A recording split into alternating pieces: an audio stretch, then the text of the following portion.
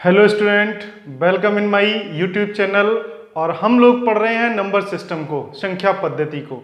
4 दिन की क्लास संख्या पद्धति में हो चुकी थी और आज 5वें दिन की क्लास में हम लेके आए हैं आप लोगों के लिए कुछ मोस्ट इंपॉर्टेंट क्वेश्चन हैं जो कि कहीं ना कहीं एग्जाम में आते रहते हैं। तो उन क्वेश्चन को देख लेते हैं। वो क्वेश्चन भाग टाइप में, आपके डिवीजन टाइप में बेस्ड हैं, अच्छे क्वेश्चन हैं और ऐसे क्वेश्चन पूछे जाते हैं। तो चलिए एक एक क्वेश्चन को बहुत ही आराम से, बहुत ही बारीकी से, ट्रिक के साथ में समझते हुए चलते हैं। तो सबसे पहले जो हमने क्वेश्चन यहां लिखा हुआ है, भाजक भागफल का 12 गुना है और शेष फल का 7 गुना है। यदि शेष फल 36 हो तो भाज्य क्या होगा। यानी कि हम लोग भाग की प्रक्रिया को तो पढ़ते ही चले आ रहे हैं। कुछ इस प्रकार से भाग होता है, इसमें यहां पे जो भी संख्या होगी वो भाज्य होगा, यहां पे भाजक होता है, ये भागफल है और जो अंत में बची हुई संख्या होती है उसे शेष फल बोलते हैं।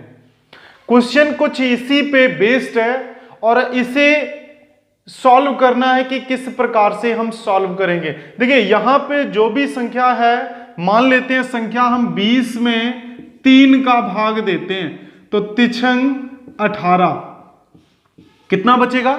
2 बचेगा। अब ये संख्या हमें 20 कैसे मिलेगी वो संख्या, तो 6 तिया 18, 18 2 20, हमें संख्या 20 मिल जाएगी। तो इस वाले में जो तरीका होता है, मेथड होता है, उसमें क्या यहां से समझ में आ रहा है? समझ में ये आ रहा है कि भाज्य बराबर होता है भाजक गुणे भागफल और प्लस शेष फल। ठीक है, यानी कि अगर हमें कोई भी संख्या यहां पे ज्ञात करनी है तो उसमें भाजक का भागफल के साथ मल्टीप्लाई करेंगे, गुणा करेंगे और शेष फल को जोड़ देंगे तो हमें भाज्य यानी मूल संख्या पता चल जाएगी। चलिए अब चलते हैं क्वेश्चन की तरफ। ये तो हो गई बेसिक जानकारी, क्वेश्चन को समझते हैं। लिखा हुआ है भाजक भागफल का 12 गुना है। यानी कि जो भाजक है, समझना बहुत ध्यान से, भाजक भागफल का कितने गुना है? 12 गुना है। अगर भागफल 1 है तो भाजक कितना हो जाएगा? 12। तो इसमें कितने का गुणा कर दें हम? 12 का मल्टीप्लाई कर देते हैं। आगे दिया हुआ है और शेष फल का कितना है, यानी कि भाजक जो है भागफल का तो 12 गुना है और शेष फल का कितना है? 7 गुना है। ठीक है, जैसा जैसा क्वेश्चन में आपको दिया जाता है, एक एक लाइन को अर्थमेटिक में समझते हुए अगर आप सॉल्व करेंगे, समझ लेंगे। केवल मेन ये होता है कि आप अर्थमेटिक के जब भी क्वेश्चन लगाएं तो उसमें आपको क्वेश्चन एकदम क्लियर होना चाहिए, नीट एंड क्लीन होना चाहिए। अगर आपका क्वेश्चन समझने में कहीं भी कोई परेशानी नहीं हुई तो क्वेश्चन में ही सारे आंसर छिपे हुए होते हैं, उसका मेथड छिपा हुआ होता है। अब आगे देखते हैं, यदि शेष फल कितना है? 36 है। यहां देखिए शेष फल मिल रहा है हमें। अगर हम शेष फल कितना रख दें? 36 रख दें, यानी कि 7 × 36 करेंगे तो 7 × 42 की 2 हासिल 4, 7 या 21 और 4 25, कितना आया? 252। यानी कि हमें जो भागजक है वो कितना पता चल गया है? 252, क्योंकि शेष फल यहां 36 दिया गया है। 36 का हम 7 में गुणा करेंगे तो हमें भाजक पता चल गया, यानी कि ये पता चल गया है, शेष फल पता चल गया है और ज्ञात करना है भागफल और तुरंत हम क्या निकाल लेंगे? भाजक को पता कर लेंगे। अब भागफल कैसे पता होगा? यहां देखिए जो पहला इक्वेशन था उसमें भाजक इज इक्वल टू जो भाजक था वो भागफल का 12 गुना था। तो यहां से हम निकालेंगे, देखिए भागफल को अगर निकालेंगे, भागफल क्या हो जाएगा? भाजक में हम 12 का भाग लगा दें। किसका लगा दें भाग? 12 का भाग। देखिए भाजक को यहां रखेंगे, 12 नीचे आएगा, 12 का भाग लगेगा तो हमारा यहां से भागफल हमें पता चल जाएगा। तो 12 दूनी 24 और 12 एकम 12, यानी कि भागफल कितना आ गया? 21 आ गया। भाजक पता हो गया, कितना आया? 252। शेष फल पता है 36 और भाजफल पता हो गया 21। तो अब हमें निकालना क्या है? भाज्य को निकालना है। तो भाज्य इक्वल टू क्या होता है? भाज्य बराबर होगा भाजक गुणे क्या होता है? भागफल। अब भाजक हमारा कितना था? देखिए भाजक कितना है? 252 है और भागफल कितना आया है? 21 आया है और शेष फल को जोड़ना है, तो शेष फल कितना है? 36 है। अब 252 में 21 का गुणा कर देंगे और 36 को जोड़ना है। तो चलिए 252 में 21 का गुणा करेंगे तो कितना आएगा? 2, यहां 4 हो गया, 5 दूनी 10, एक हासिल हो गई, 4 504, 2 9 2 5, यानी कि आएगा 5292 और इसमें 36 ऐड करेंगे तो आएगा 8, 9 3 12 की 2 हासिल 1, यहां हुआ 3, यहां हुआ 5। यानी कि भाज्य जो है, जो कि क्वेश्चन में हमसे पूछा गया है, वो कितना आएगा? 5328। आप जोड़ के देख लीजिए, 5 8 2 9 3 12 की 2 हासिल 1 3, यानी कि 5328 क्या आएगा? भाज्य आएगा। तो वही वो संख्या है जिसका जो भागफल है वो 21 है, भाजक 252 है और शेषफल कितना है? 36 है। इस प्रकार का क्वेश्चन इसमें पूछा जाता है आप लोगों से एग्जाम में, और ये कहीं ना कहीं किसी एग्जाम में आया हुआ क्वेश्चन जरूर है। तो चलते हैं नेक्स्ट क्वेश्चन की तरफ। कुछ इसी से बेस्ड क्वेश्चन ही आज हमें बताने हैं, सारे टाइप के। अगर आपको भागफल, भाजक और शेषफल प्रमेय से संबंधित कोई भी क्वेश्चन आता है किसी भी तरीके का, कहीं भी किसी भी एग्जाम में, तो एक भी क्वेश्चन इस प्रकार का नहीं छूटेगा अगर आपने हमारे बताए हुए सारे क्वेश्चन को एक बार देख लिया। तो आप हमारे साथ बने रहिए और हमारे सारे जितने भी क्वेश्चन, 5-6 क्वेश्चन जो भी बताएंगे इस टाइप के, उनको जरूर देखिएगा। तो चलते हैं क्वेश्चन नंबर 2 की तरफ। क्वेश्चन नंबर 2 को देखते हैं। किसी संख्या में 35 से भाग देने पर शेषफल 32 प्राप्त होता है, उसी संख्या के 3 गुने में अगर हम 35 से भाग दें तो शेषफल क्या प्राप्त होगा? संख्या वही है, वहां शेषफल 32 प्राप्त हो रहा है उस संख्या को भाग देने से, 35 संख्या से भाग देने पर, और संख्या 35 का ही भाग देना है, लेकिन संख्या कैसी करनी है? 3 गुनी करनी है। तो चलिए देखते हैं। संख्या x मानते हैं और 35 से भाग देते हैं, ये क्वेश्चन कह रहा है, और हमें शेषफल कितना प्राप्त होता है? 32 हमें क्या मिलता है? शेषफल प्राप्त होता है, ये क्वेश्चन कह रहा है। अब संख्या को 3 गुना करना है, यानी कि संख्या अगर x है तो 3 गुनी 3x हो जाएगी, अगर 4 गुनी करनी है तो 4x हो जाएगी। लेकिन अगर हम किसी भी संख्या का, मान लेते हैं 35 का भाग हम किसी संख्या में देते हैं, तो जो शेषफल आएगा वो इतना आएगा। संख्या को दूना कर देंगे तो किस पे प्रभाव पड़ेगा? शेषफल पे प्रभाव पड़ेगा, क्योंकि शेषफल ही कम ज्यादा हो जाएगा। तो हम क्या करते हैं? शेषफल जितना हो रहा है उसको क्या लेते हैं? जितना यहां गुना किया गया उतना गुना कर लेते हैं। यानी कि 32 का हम 3 गुना करेंगे तो कितना आएगा? 96। यानी कि हम 35 से भाग दें और इस कंडीशन यहां तक पहुंचे जितना इसमें भागफल आ रहा है, तो हमें कितना शेषफल प्राप्त होगा? 96 होगा। लेकिन अब हमें भाग किसने देना था? 35, और ये संख्या इससे कैसी है? बड़ी है, तो भाग अभी और जाएगा। तो 35 दूनी 70, कितने बचेंगे? देखिए 96 में हम 35 का भाग देते हैं तो 35 दूनी 70, बचेगा कितना? 26, यानी कि शेषफल उसका कितना आएगा? 26 आएगा। यानी क्वेश्चन को आपको कुछ भी नहीं करना है, केवल जितना शेष दिया गया है उतने का अगर 2 गुना कहा जाता है तो 2 गुना कर देना, 3 गुना कहा जाए तो 3 गुना कर देना, 4 गुना, 5 गुना, 6 गुना, कितने भी गुना संख्या कराई जाए, और अगर भाग देना है तो हम क्या करेंगे? उसके शेषफल को उतने गुना करेंगे, संख्या से भाग लगाएंगे, और जो शेषफल आएगा वही शेषफल संख्या राइट आंसर होगा, कंफर्म आंसर होगा। तो आपको समझ में आ गया होगा। इस प्रकार का क्वेश्चन हम एक और लेते हैं जो कुछ अलग तरीके का है और एग्जाम में भी बहुत पूछा जाता है। तो चलिए क्वेश्चन नंबर 3 की तरफ तो देखते हैं क्वेश्चन नंबर 3 को।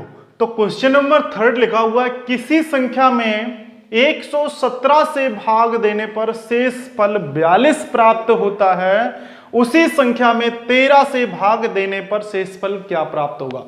इससे पहले के क्वेश्चन में संख्या को हमें दोनों संख्याओं को 35 से भाग देना था, एक 3 गुनी हो रही थी, एक नॉर्मल संख्या थी।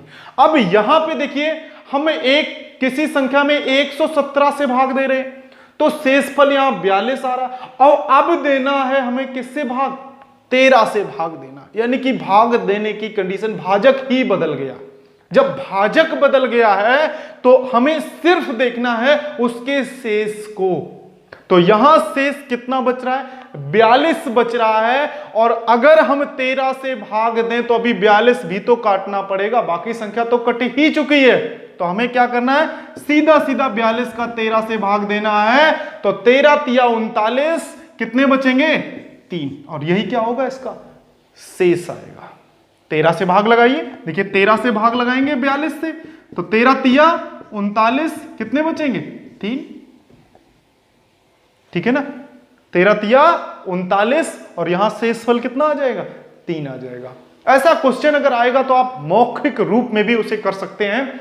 कैसे कि जितना भी शेष आएगा, अगर यहां संख्या आपको कम नजर आती है, ज्यादा होने का कोई सवाल ही नहीं, ज्यादा नहीं होगा, कन्फर्मली यहां पे संख्या बड़ी होगी और यहां पे संख्या छोटी होगी।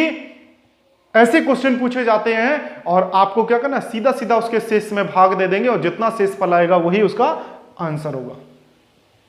चलिए इसी टाइप में कुछ एक कदम आगे बढ़ते हुए अलग टाइप का क्वेश्चन है, जहां लगातार संख्याएं, जैसे क्वेश्चन पूछे जाते थे कि मेरे पास 100 रुपए थे, हमने किसी को 50 दे दिया, अब मेरे पास जो 50 बचा उसमें में से 20 चले गए किसी अन्य खर्च में, तो क्या पैसा बचेगा। ये सवाल आते हैं आपके परसेंटेज में, उनको भी पढ़ाएंगे। उसी टाइप का क्वेश्चन है, क्रमागत क्वेश्चन है, भागफल में भागफल देते हुए हम निकालेंगे क्वेश्चन को, जो कि हमारा भाजक, भागफल और शेषफल प्रमेय पर आधारित है। तो चलते हैं क्वेश्चन नंबर 4 की तरफ। क्वेश्चन नंबर 4 को देखते हैं, किसी संख्या में उत्तरोत्तर 8, 9 से भाग देने पर शेषफल क्रमशः 4 एवं 3 प्राप्त होता है, तो संख्या ज्ञात कीजिए।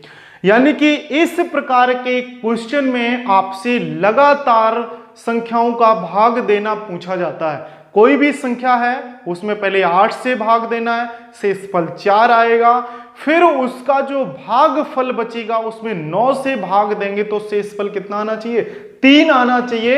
ऐसी संख्या आपको बतानी है। इस प्रकार के क्वेश्चन लगातार विभाजन विधि पर आधारित, यानी कि सक्सेसिव डिवीजन मेथड की प्रोसेस में आते हैं। तो आपको इसको समझना है, क्या करना है। इस प्रकार के क्वेश्चन में हम डायरेक्ट शॉर्ट मेथड पे ले जाते हैं। 8, 9 दो संख्याओं से हमें भाग देना है। अगर हम 8 से भाग देते हैं तो शेषफल हमें कितना मिलता है, 4 मिलता है। और अगर हम 9 से भाग देते हैं तो हमें शेषफल कितना मिलता है, 3 मिलता है। ठीक है, समझ लीजिए। इसके बाद में वो संख्या आपको बतानी है कि वो संख्या कितनी होगी। अब समझिएगा कि जब हम किसी संख्या को भाग देंगे तो कम से कम उस एक बार तो संख्या में भाग देके जाएगा ही जाएगा। जैसे 9 का भाग अगर हम देते हैं, शेषफल 3 आएगा, तो कम से कम वो संख्या 12 होगी। कम से कम एक बार तो भाग जाना ही जाना है। तो अब रूल क्या होता है, रूल होता है भाज्य बराबर भाजक गुणे भागफल और प्लस शेषफल। अब यहां पे हमें क्या मिलेगा, भाज्य मिलेगा। ये भाजक है, ये भागफल है और ये शेषफल है। इसी को हम फॉलो करेंगे, नीचे से बैक से चलेंगे, क्योंकि लास्ट में हम 9 का भाग दे रहे हैं। 8 का भाग तो हमने मूल संख्या में दिया था, जबकि 9 का भाग हमने उसके भागफल में दिया था। तो चलिए, तो 9 एकम 9, 9 3 12, कितनी संख्या हुई, प्रोसेस समझ लीजिए। 9 गुणा 1 प्लस 3 करेंगे तो कितना आएगा, 12 आएगा। यानी कि वो संख्या 12 थी जिसमें हमने 9 से भाग दिया था, तो 3 शेष आया था और 1 भागफल आया था। अब क्या करते हैं, जिस प्रकार से इसमें प्रोसेस की है उसी प्रकार से इसमें भी कर लेते हैं, कुछ इस प्रकार से। तो क्या होगा, 8 गुणे 12 प्लस 4 करेंगे तो हमें मूल संख्या पता चल जाएगी। तो 12 8 96 और 4 कितना हुआ, 100। यानी कि वो संख्या हमें कौन सी मिल जाएगी, 100। यही इसका आंसर है। यानी कि मूल संख्या 100 है, और अगर हम 100 में 8 का भाग देते हैं तो 4 शेष फल आएगा, और फिर जो भागफल आया था, बची हुई संख्या, उत्तरोत्तर संख्या, लगातार संख्या, उसमें 9 से भाग देंगे तो शेष फल 3 आएगा। तो आंसर कितना हो जाएगा, 100 हो जाएगा। इस प्रकार से इसे समझ लेते हैं। मेथड वही है, भाज्य बराबर भाजक गुणे भागफल प्लस शेष, लेकिन शॉर्ट में करने का तरीका कुछ इस प्रकार से आप कर सकते हैं। तो चलते हैं इसी टाइप के एक और क्वेश्चन की तरफ, क्वेश्चन नंबर 5 की तरफ। चलिए नेक्स्ट क्वेश्चन देखते हैं। यदि किसी संख्या में उत्तरोत्तर 7 8 9 कितने से 7 8 9 से भाग देने पर शेष फल क्रमशः 2 3 एवं 5 प्राप्त होता है, बचता है। यदि अंतिम भागफल कितना हो, 3 हो, तो आपको संख्या बतानी है। सेम प्रोसेस है, बस थोड़ा एक स्टेप को आपको समझना है कि क्वेश्चन आपको कहां से फंसाया जा सकता है। तो चलिए कुछ नहीं करना, सीधा सीधा लिखिए 7 8 और 9, ठीक है। शेष फल कितना बचता है, 2 बचेगा, 3 बचेगा और 5 बचेगा। यहां लिखा है अंतिम भागफल, ये तो भागफल ही तो लिखते हैं, शेष फल, भागफल और शेष फल लिखते हैं कुछ इस प्रकार से। पिछले क्वेश्चन में यह था कि हम जब भाग देते तो वहां पे भागफल का जिक्र नहीं किया गया था, तो हमने ये लेट करके रखा था कि लास्ट में कम से कम 1 से भाग तो चला ही जाएगा। लेकिन इस वाले में दिया है कि अंतिम भागफल कितना दिया हुआ है, अंतिम भागफल है 3। यानी कि 9 का जब भाग दिया होगा तो कम से कम 3 बार दिया होगा, तो हमें शेषफल 5 प्राप्त होता है। अब आप समझिए, कुछ नहीं करना है, केवल कैलकुलेशन करनी है। 9 तिया 27 और 27 में हम 5 ऐड करेंगे तो हमें कितना मिलेगा, 32, 32। अब 9 तिया 27 और प्लस 5, ठीक है। अब 32 का 8 में गुणा करते हैं और 3 जोड़ देते हैं, तो 32 में 8 का गुणा करेंगे तो 8 दूनी 16 की 6 एक हासिल, 8 तिया 24 256 हुआ, 8 दूनी 16 की 6, 8 तिया 24 256, और 256 में 3 ऐड करेंगे तो कितना आएगा, 259 हो गया।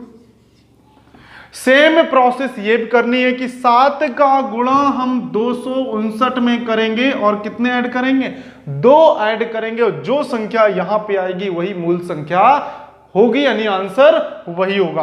तो 7 निम 63 की 3 हासिल 6, 7 पना 35, 6 41, 7 4 हासिल, 7 दूनी 14 और 4 18, और जोड़ने हैं 2 तो कितना आएगा, 1815। बताइए, कोई समय नहीं लगेगा, केवल आपको जोड़ और घटाना करना है। तो वो संख्या कितनी होगी, 1815 होगी, जिसमें हम 7 8 9 से लगातार उत्तरोत्तर भागफल में अगर भाग देते हुए चले जाएंगे तो शेष फल हमें 2 3 5 प्राप्त होगा, और अंतिम भागफल प्राप्त होगा 3। तो वो संख्या कितनी होगी, 1815। इसे आप नोट कर लीजिए। और एक और मोस्ट इंपॉर्टेंट क्वेश्चन पे चलते हैं, क्वेश्चन नंबर 6 पे। नंबर 6 को देखते हैं। लिखा हुआ 3 लगातार सम संख्याओं के वर्गों का योगफल 440 हो तो सबसे बड़ी संख्या बतानी है। इस प्रकार के क्वेश्चन हमने बता दिए थे। जो नॉर्मल सम संख्याएं होती थी, विषम संख्याएं होती थी, लगातार संख्याएं होती थी, उनका योगफल दिया जाता था कुछ लिमिट संख्याओं का, और आपसे बड़ी या छोटी संख्या पूछ ली जाती थी। लेकिन ये क्वेश्चन थोड़ा अलग है, इसमें दिया हुआ 3 लगातार सम संख्याओं के वर्गों का योगफल कितना है, 440 हो तो सबसे बड़ी संख्या आपको बतानी है। कैसे करेंगे चलिए उसे समझते हैं। अब हम बात कर लेते हैं कि लगातार संख्याएं कौन कौन सी हो सकती हैं। समझिए केवल आप x, x+1, x+2, x+3 dot dot. इधर क्या होगा, x-1 होगा और x-2 होगा, x-3 होगा। ये सारी संख्याएं कैसी संख्याएं, लगातार संख्याएं। अब इनमें में से आपसे पूछा जाता है कि 3 लगातार सम संख्याओं के वर्गों का योगफल कितना है, 440। तो संख्या कैसे ज्ञात करेंगे, तो संख्या यहां से मान लेते हैं एक संख्या हमारी x अगर है तो दूसरी कौन हो जाएगी, x+2 हो जाएगी। अब लगातार x+4 बैक में भी आते हैं तो क्या मिलेगा, x-2। तो हमें ये 3 संख्याएं यहां पे ले लेते हैं कि ये लगातार संख्याएं हैं और इनके वर्गों को अगर हम जोड़ देंगे तो 440 होगी। तो बड़ी संख्या हमारी क्या हो जाएगी, x+2। तो इसे कैसे सॉल्व करेंगे, x √√s -8 अपॉन कितनी संख्याएं हैं, 3 संख्याएं हैं। यहां पे हमने कितना लिया हुआ, 2 लिया हुआ है, 2 लिया हुआ है, x+2 लिया है, x-2 लिया हुआ है। तो s-8 अपॉन 3 इसे हम जैसे ही सॉल्व करेंगे तो हमें क्या, x पता चल जाएगा, उसमें 2 जोड़ेंगे तो बड़ी, 2 कम कर देंगे तो छोटी संख्या। चलिए इसे देखते हैं।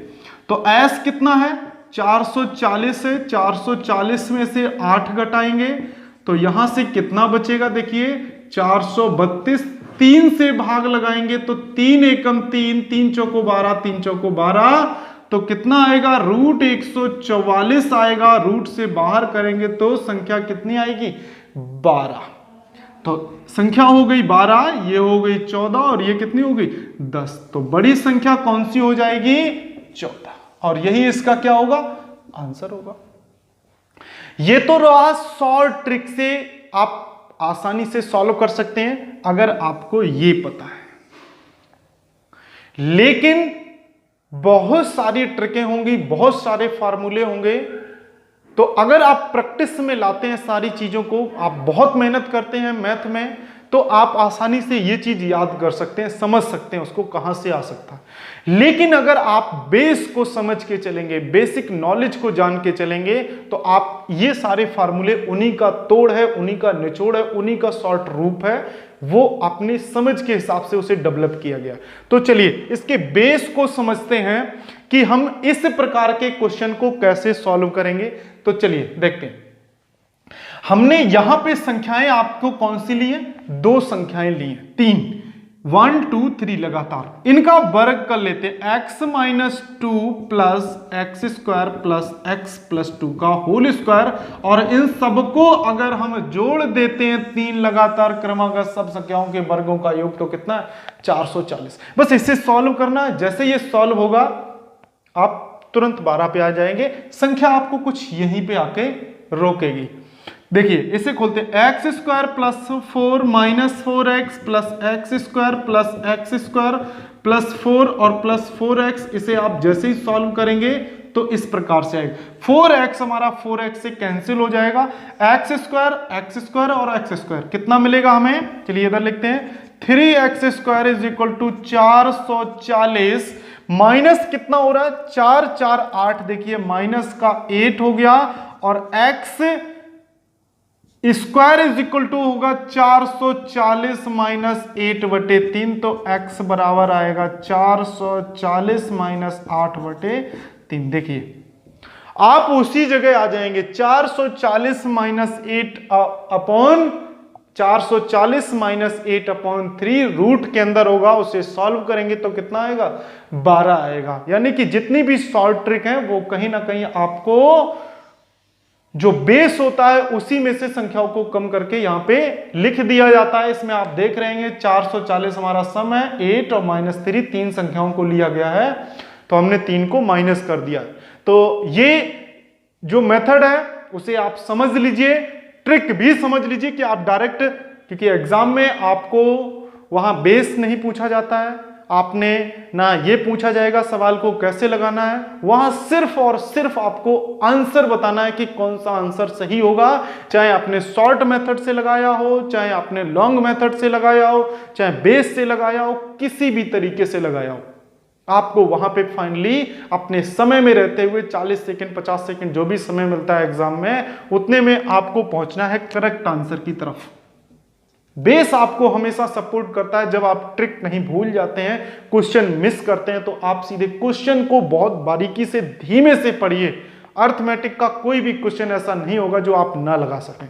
तो आप नॉर्मली जनरली पढ़िए, उसको समझिए और जल्दी से सॉल्व करिए। क्योंकि अगर आपने किसी क्वेश्चन को समय दिया है और अगर आप 30 सेकंड करने के बाद उस क्वेश्चन को शॉर्ट ट्रिक भूल रहे हैं, नहीं कर पा रहे हैं, तो आपका समय लॉस हो रहा है। इससे अच्छा है कि अगर क्वेश्चन क्लिक करेगा, नहीं आ रहा, बेस आपको समझ में आ रहा, तो आप बेस सॉल्व करेंगे। तो अगर 40 सेकंड का क्वेश्चन है तो आप 50 सेकंड में बेस से भी सॉल्व कर सकते हैं। क्वेश्चन आपका छूटना नहीं चाहिए। तो आप हमारे साथ बने रहिए, पढ़ते रहिए और हमारे चैनल को लाइक और सब्सक्राइब जरूर करें। धन्यवाद। मिलते हैं अपने नेक्स्ट वीडियो डे 6 में। संख्या पद्धति का 6वां दिन होगा। लगातार हम सवालों को लेके आ रहे, ट्रिक्स को लेके आ रहे। एक भी क्वेश्चन ऐसा नहीं होना चाहिए जो आपसे छूट जाए किसी भी चैप्टर को लेके, चाहे वो सिंप्लीफिकेशन हो, संख्या पद्धति हो या आगामी जितने भी चैप्टर हम पढ़ाएंगे। आप हमारे साथ सिर्फ जुड़े रहिए और आपको बहुत मजा आने वाला है हमारे साथ में पढ़ने के लिए। तब तक के लिए धन्यवाद।